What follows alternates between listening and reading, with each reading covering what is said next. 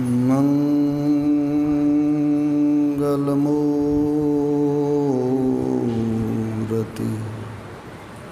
सतगुरु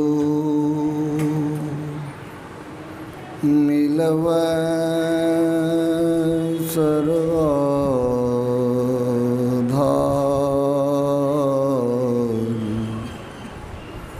मंगलमय मंगलकरण विनवा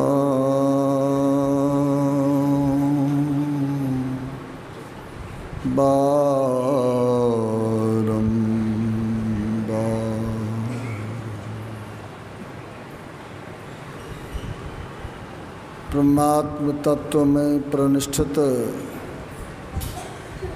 आराध्य देव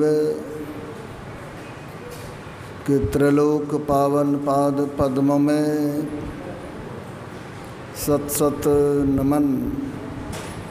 आराध्य देव के प्रतिमूर्ति एवं संत मत के वर्तमान आचार्य श्री के पावन चरणों में बारंबार नमन। मंचस्थ पूज्य संतजन, आदरणीय साधक वृंद, आदरणीय माताओं एवं भक्तिमती बहनों, संतमत सत्संग के द्वारा विशुद्ध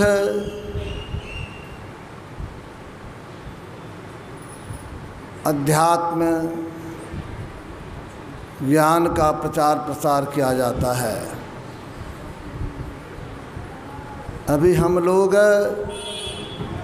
जगने और सोने की बात विद्वान प्रवक्ता हृदय स्वामी सत्यप्रकाश जी महाराज से श्रवण कर रहे थे।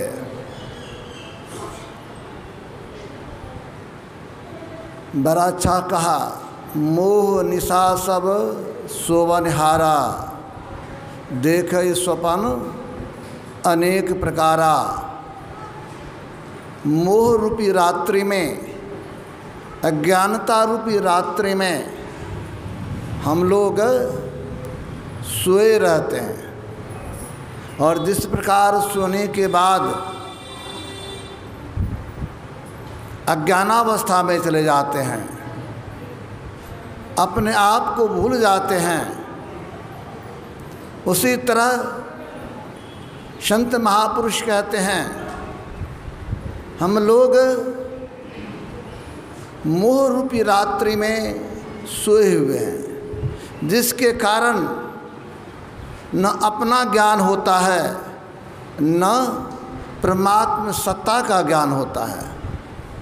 अभी सुन रहे थे जैसे माई सोई हुई है और साथ में गोद में बच्चा भी सोया हुआ है, लेकिन सोने के कारण स्वप्न में चली गई, तो उनको न वास्तविक अपने आप का ज्ञान है, न साथ में बच्चा सोया हुआ इसका ज्ञान है, और वह स्वप्न में जो कुछ देखती है उसके अनुरूप क्रियाकलाप करने लगती है। उसी प्रकार हम लोग अज्ञानता रूपी रात्रि में सोए हुए हैं, और जिसके कारण हम लोगों को दुख होता है। गुरुदेव की वाणी में आया है, क्या सोवत गफलत के मारे, जाग जाग मन मेरे। कहते हैं ये गफलत के, अज्ञानता के रात्रि में क्यों सोया हुआ है, जगिए। और जो जगता है उसी को ज्ञान होता है, तो जगने की जरूरत है। और लोग जगते कैसे? तो शंतनु ने कहा, यही जग जामिनी जागहि जोगी, परमारथी प्रपंच वियोगी। जो योगी हैं वास्तविक रूप में वही जगते हैं। योगी किसे कहेंगे और योग क्या है? तो दरअसल में योगी उसे कहते हैं जो अपनी फैली हुई चेतनधार को समेटना जानता है। जो समेटता है वही योगी है। और जगने की जो बात है, ऋषियों ने कहा जो हम लोग जब जागृत अवस्था में रहते हैं तो हम आँख में रहते हैं, और आँख के किस भाग में? तो संतों ने कहा मध्य में, न दायां न बायां, और वहीं से नीचे की तरफ हमारा चेतन का पसार होता है।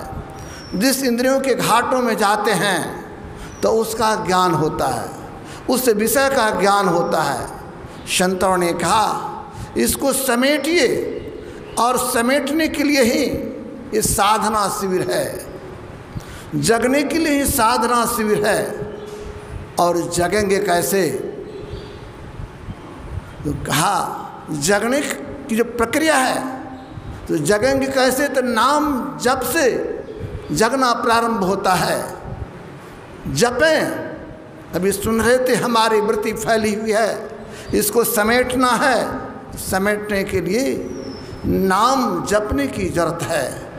और जो नाम जपते हैं लेकिन हमारा मन जप में नहीं लगता है, हमारा मन विषयों का चिंतन करने लगता है। और अभी आपने ये भी सुना, जब आँख जब बंद करते हैं, ये अंधकार जो देखते हैं, ये अंधकार सब व्यक्ति एक समान नहीं देखता है। इस अंधकार के देखने में भी फर्क पड़ता है, संतों ने कहा। और अभी पूर्व वक्ता से आप लोग सुन रहे थे, जिनका जैसा प्रारब्ध संस्कार रहता है उसका भी असर पड़ता है। तो यह जो अंधकार है जो हमारे सामने है, और ये प्रथम पर्दा है। अभी द्वैत की बात सुन रहे थे और हमारे गुरुदेव की वाणी में आया है कि भाई इस द्वैत को हटाइए। द्वैत पार तन मन बुद्धि पारा, ज्ञान होए सारी। कहते द्वैत के पार में जाने की जरूरत है।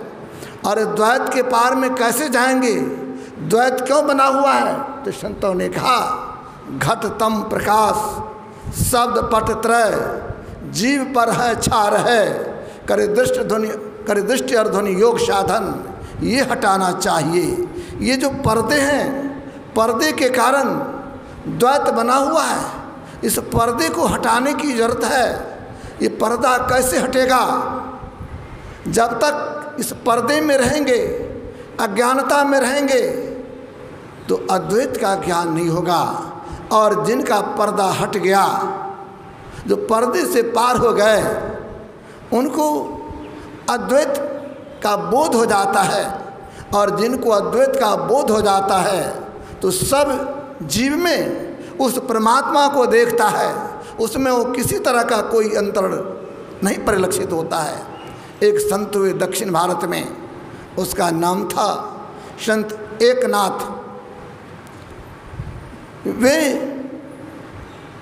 अपने मित्रों के साथ चले तीर्थ यात्रा में, और उन्होंने नर्मदा नदी से जल लिया। सब साथियों के साथ जा रहा था रामेश्वरम, वहाँ पर जल चढ़ाने के लिए। और रास्ते में चिलचिलाती धूप था।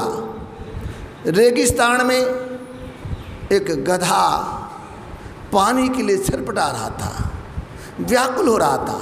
तो जितने कांवर वाले लोग जा रहे थे जल लेकर, सब देखा उस गधे को छटपटाते हुए।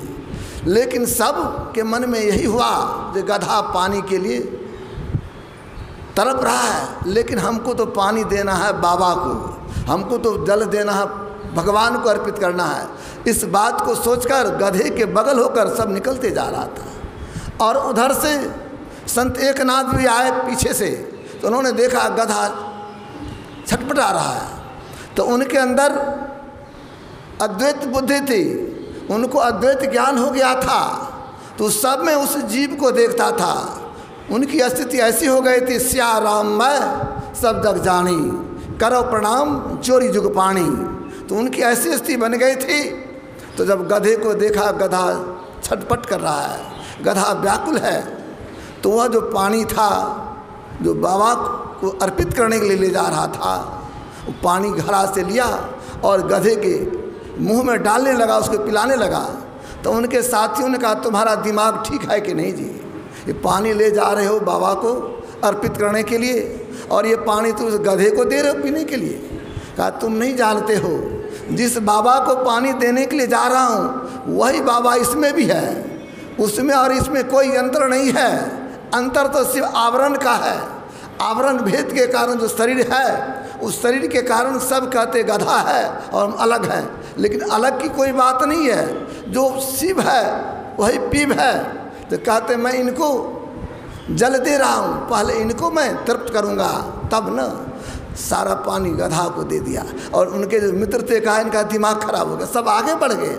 जैसे आगे बढ़े, इनकी भाव में, इनकी भक्ति को देखकर और जिनको जो अद्वैत ज्ञान था, इसके प्रभाव से होता है क्या, उस गधे में भगवान प्रकट हो गए। गधे में उसको भगवान दिखाई पड़ा। ये है ज्ञान। इस ज्ञान को अपनाने की जरूरत है। लेकिन संतमत सत्संग में कहा जाता है ये ज्ञान होगा कैसे। ये ज्ञान, अगर आप अद्वैत ज्ञान पाना चाहते हैं, इसके लिए साधना विशेष करने की ज़रूरत है। अब साधना करेंगे, अपने अंदर के आवरण को हटाने की ज़रूरत है। आवरण को हटाने के लिए ही हमारे गुरुदेव कहने कृपा की जप कीजिए। और जो जप करते हैं, जब जप प्रारंभ करते हैं तो मन जप में नहीं लगता है, मन भागता है, इधर से उधर मन भागता है। संतों ने कहा जो मन जो भागता है, मन को फेर करके लगाइए। मन इधर उधर जाता है, मन को जप में लगाइए। और जब जप करने लगते हैं, अभी सुन रहे थे, हमारे अंदर का जो पाप है, हमारी जो वृत्ति है, इसके कारण भी अंधकार में अंतर पड़ता है।